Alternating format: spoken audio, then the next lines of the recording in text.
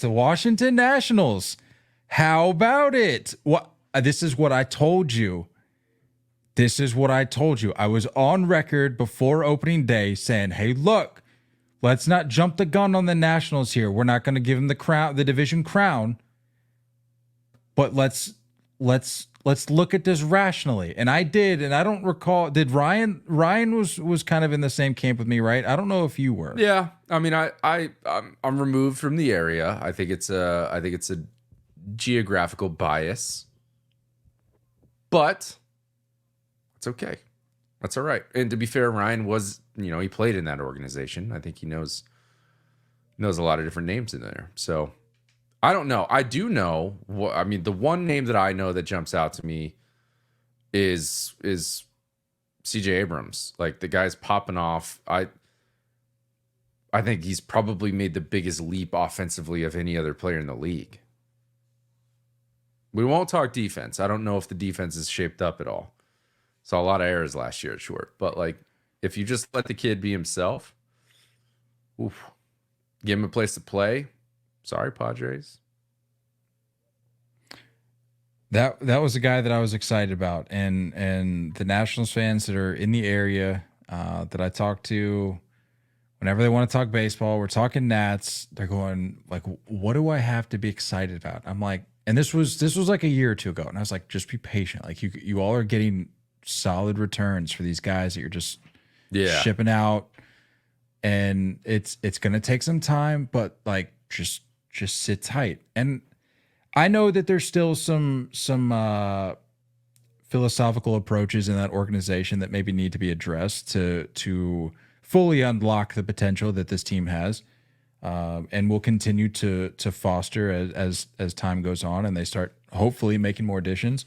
But yeah, CJ Abrams was a guy that I was excited about. Mackenzie Gore, I think I was maybe a little higher on, just because. Yeah, that was a popular name when it went down.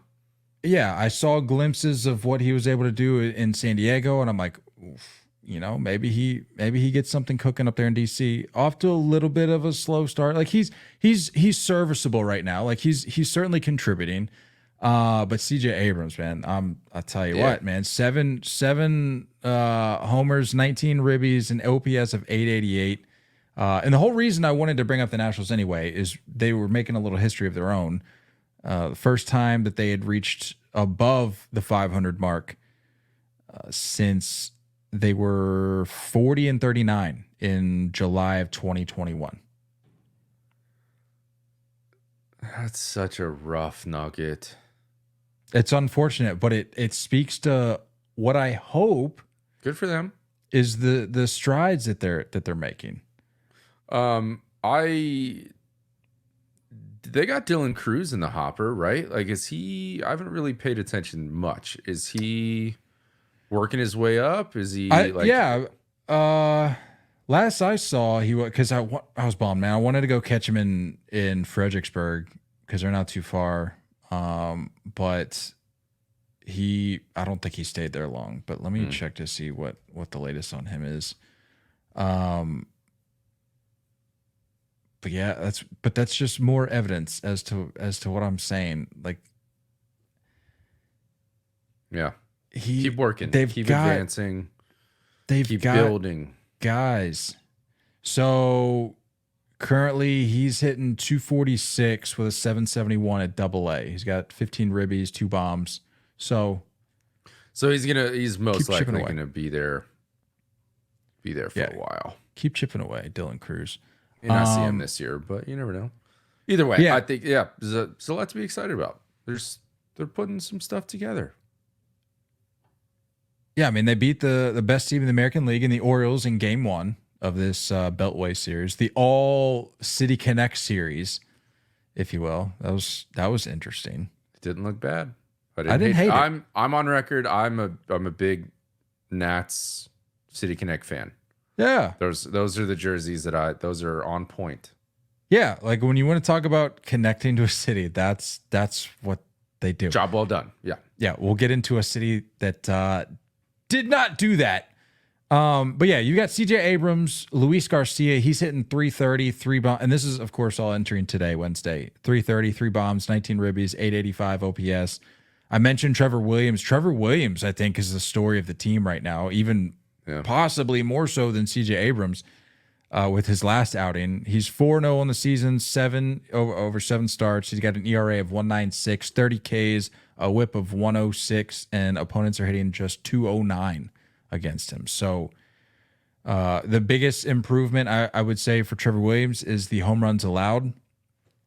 I'm sure if you've been following his season thus far, you've seen that nugget that last year he allowed the most home runs among all NL pitchers, and he is the only qualified starter who has yet to give up a home run this year. So that he'll be pitching for a contender this postseason, I think. That's a guy that I'm excited about, because you hear about these guys having renaissance seasons or renaissance-esque seasons, and it's like, has Trevor Williams found something? Whether it be mechanically, I think a lot of something that gets swept under the rug a lot is mentally. Like, I think people just go, okay, let's look at the tape, let's see what needs to be fixed. That's not always the case. A lot of times for these guys, whether regardless which side of the ball you're on, it can be a mental thing. Yeah. So maybe it's for Trevor Williams, it's overcoming the fear of attacking guys in a certain part of the zone that enables him to eliminate the long ball time after time during his outings. So you never know. That could be the case for him. But whatever it is, he's figured it out. And then you've got on the back end, you've got Kyle Finnegan, who's secured 12 out of 13 saves this year. So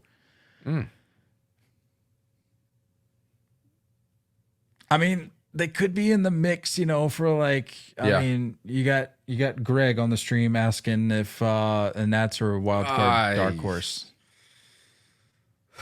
Can't go that far. I mean, that's as, but can you, like, is it possible though? Because that's as far out on the fringes as you can be. Like, you're not saying, possible. Hey, are they a dark horse to win the East in that division? Yeah. No. I mean, it's not that it's not impossible. I don't think it's impossible. It's just like the depth of the NL East and the NL West make that conversation much more difficult. I think if they're smart, if Izzo, is smart with Rizzo, the GM. Oh yeah, Rizzo. Yep. Rizzo. I think if he's smart, like, you got to recognize. I haven't looked into numbers, but I do feel like Jesse Winker has kind of found a little bit of a resurgence. You got to recognize some of these veterans and like move them when the value is hot. Trevor Williams being a perfect example. He's set to be a free agent next year. He's 32. Like, he can fill into a rotation for a contender at some point. Like, you got to be able to turn and burn some of these guys and can, continue to build the farm up a little bit. So I think it makes more sense to do that than just have like let's add at the deadline to get bounced in the first round. Like, let's just, be realistic of who we are, look in the mirror, flip what we can flip, and just keep building and like get the momentum going again organizationally. But I do, applaud them for what they're doing, and a lot to be excited about.